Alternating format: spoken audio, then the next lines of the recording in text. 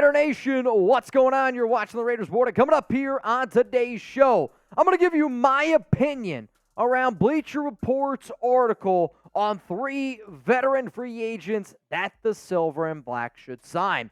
So here's exactly what Bleacher Report had to say on the Las Vegas Raiders, which then leads into the 3 free agents that apparently McDaniels and Ziegler should go out and get.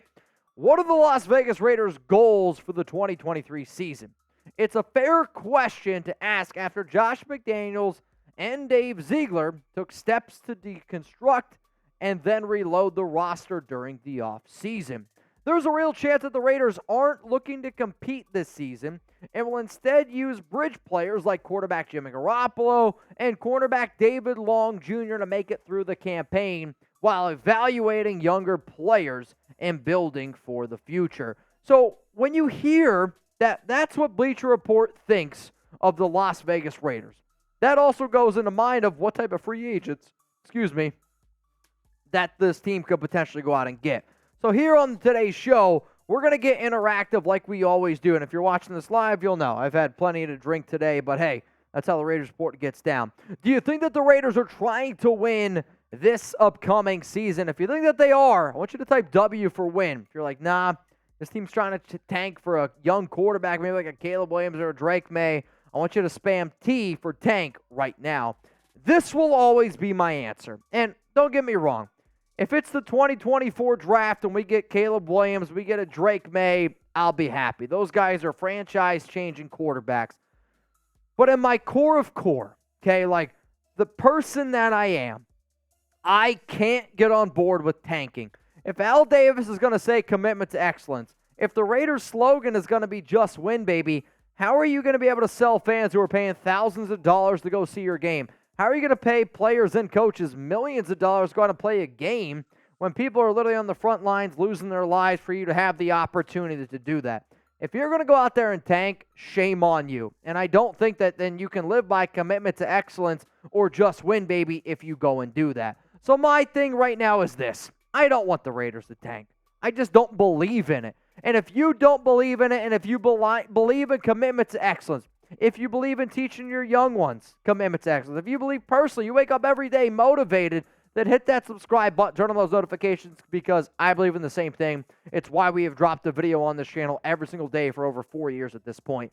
We got some new subs here this month. Shout out to Joe, Be Nice, Nathan, Me Too, Honey, and then or maybe it's Beto Diaz, 8407. Take that link that you see below, send it to some Raider fans out there, and tell them to subscribe to the Raiders Report. So coming up here on today's show, I got 3 free agents Bleacher Report believes that the Las Vegas Raiders should sign. I'm going to give you my opinion on each of these players and tell you whether or not Silver and Black should go out and get these free agents. The first player on the list is going to create some headlines. It's Dalvin Cook at running back. And the only reason that Dalvin Cook is being featured here is because of all the Josh Jacobs trade rumors out there, franchise tag extension rumors around our star running back. However, this is what Bleacher Report had to say on the Raiders signing Cook. Cook could be a prime alternative by rescinding Jacobs' tag and signing the 27-year-old. The Raiders could save millions off the 2023 cap, create room to sign another veteran, and still have capable back, which to evaluate the rest of the offense. Here's the thing. I know how much the Raiders love relationships. I know how much this Raiders organization loves past regimes that players, coaches have worked with. And that does make me wonder, and this has been a topic that I have brought up on this show before. Hell, I think I brought it up a month ago on a mailbag around a move that the Raiders could make that would upset fans as they move on from Jacobs, go out and get Dalvin Cook. Why? Because Coach Kennedy Polamalu, the Raiders running back coach, previously worked with Dalvin Cook. It's one of the reasons why the Raiders brought in Amir Abdullah, and it's one of the reasons why the Raiders re-signed Abdullah. And I know Dalvin Cook is a big-time name, right? I mean, he's had a hell of a career thus far. Over the past 4 seasons, look at these numbers. They're impressive. He's had over 1,000 rushing yards every season, and he's had at least 6 rushing touchdowns. So when you hear the name Dalvin Cook, when you think of the idea of him suiting up in the silver and black, what do you think about that? Would you want the Raiders to trade Josh Jacobs and go out and sign Dalvin Cook? I want you to type yes, or I want you to type your N for no. And I think this is a really good question because this is a big-time conversation in some NFL news and rumors out there, and there's a lot of conversation going on around the Raiders. And my job is to not only talk about news and rumors, but to give you my analysis and give you my 2 cents. And if I'm being 100% honest with you, no. I don't want the Raiders to move on from Josh Jacobs and then give Dalvin Cook, let's say he gets $8 million a year. Let's say he gets 5. If you're willing to give Dalvin Cook $5 million a year, I would rather you give Josh Jacobs the $10 million per year and make it work. And some of you are like, Mitch, you're crazy for saying that. I'm not. I'm a person that when I watch film, I can pick up things. I also have a lot of people that are very tied to the Minnesota Vikings organization, and they're like, dude, Dalvin Cook's kind of washed. And if you haven't watched a lot of tape, then you just look at the numbers and you're like, oh, Dalvin's a hell of a running back. He's a good back. He's not in the same conversation as Jacobs. So last season, his rushing yards over expected. If you don't know what that is, essentially it's like how many yards he should pick up when he carries the football compared to what he actually does. Last season, he was minus 0.16. That was 22nd in the NFL in rushing yards over expected. The Vikings had a good run-blocking line. They struggled a little bit in the passing game, but you know what? Dalvin, to me, what if he falls off even more from last season? So you're going to move on from arguably the best running back in the NFL to a back that, let's face it, did not play like a top 20 running back last season.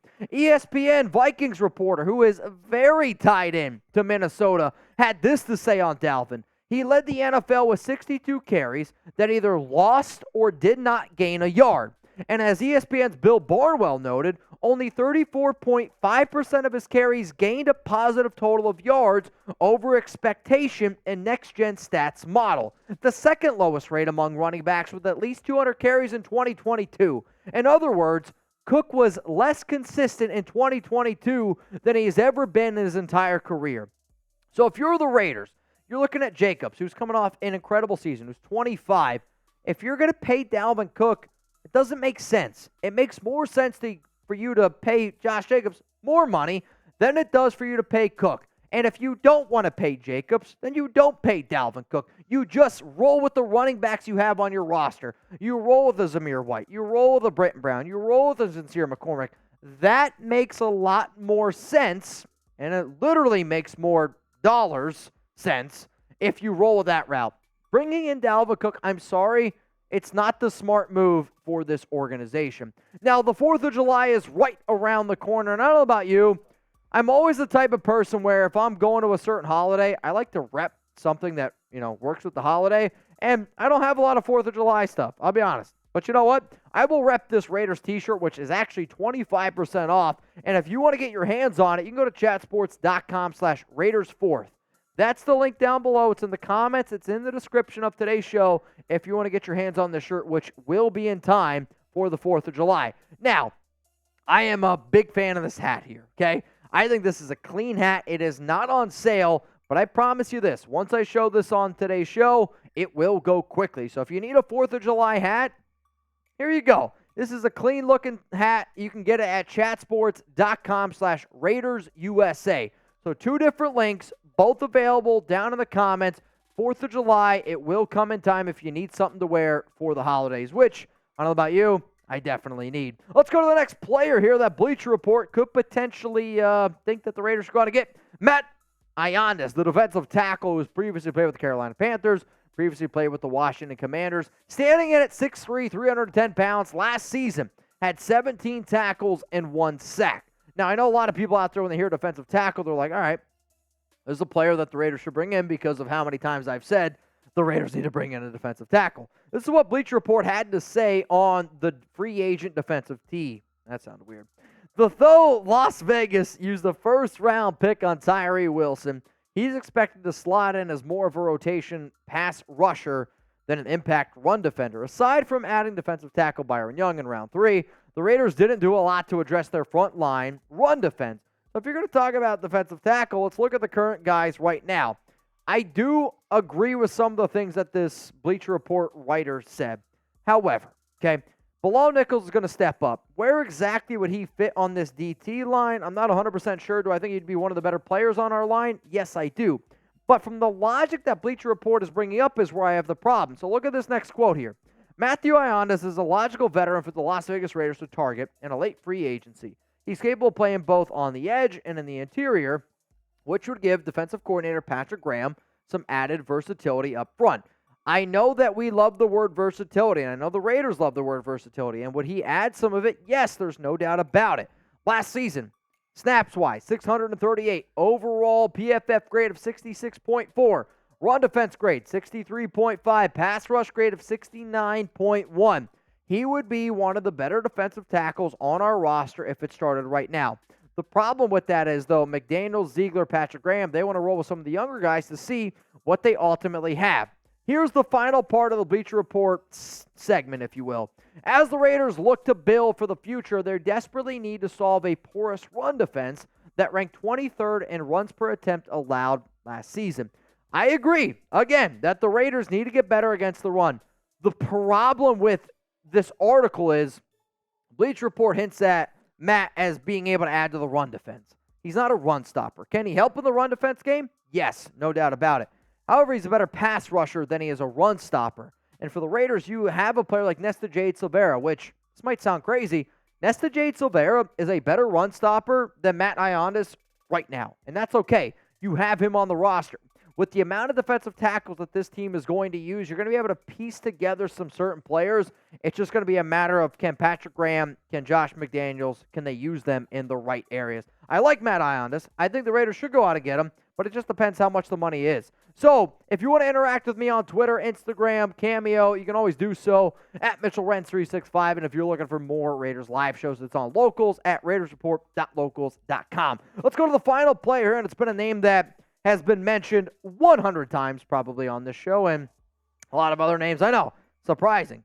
Marcus Peters. The reason why Marcus Peters is featured here is because he went for a visit with the Raiders back on May 15th.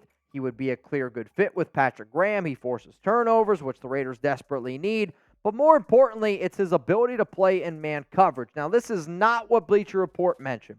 This is me simply just telling you why I agree with the idea of going out and signing the veteran corner. He was targeted last season 28 times, gave up 12 catches for 183 yards, 3 PBUs, and an impressive quarterback rating against him at 81.2. That is against man coverage. Guess what? That's what the Raiders are going to run. So out of the 3 free agents that Bleacher Report mentioned, if you could only sign one, what would you do? You can only sign one. Are you going to go Dalvin Cook type DC? Are you going to go Matt Ioannidis type MI? Or are you going to go with Marcus Peters, don't show that next one, type MP? Because to me, I do think that you could look at this a bunch of different ways. So you could look at the running back, you could look at the defensive tackle, you could look at the cornerback from top to bottom. There's no doubt about it. If it was up to me, the way that I would rank these players is this. The number one player on my list would be Marcus Peters. He would be the top guy that I would go out and sign because of the need at corner. Then I would go with Matt Ioannidis. I know it might surprise some of y'all because he plays defensive tackle. And then I would go with Dalvin Cook, and he is by far dead last. If you could use your money, you can use your money, what it would take to pay to get Dalvin Cook. You could use that money and go out and get both Marcus Peters and Matt Ioannidis. Hopefully, Josh McDaniels and Dave Ziegler think that that is the smarter route. If you agree with me and if you like today's show, well then, hey, I got to be doing something right around here. Hit that subscribe button, turn on those notifications. That way, you never miss a video here on the Raiders Report.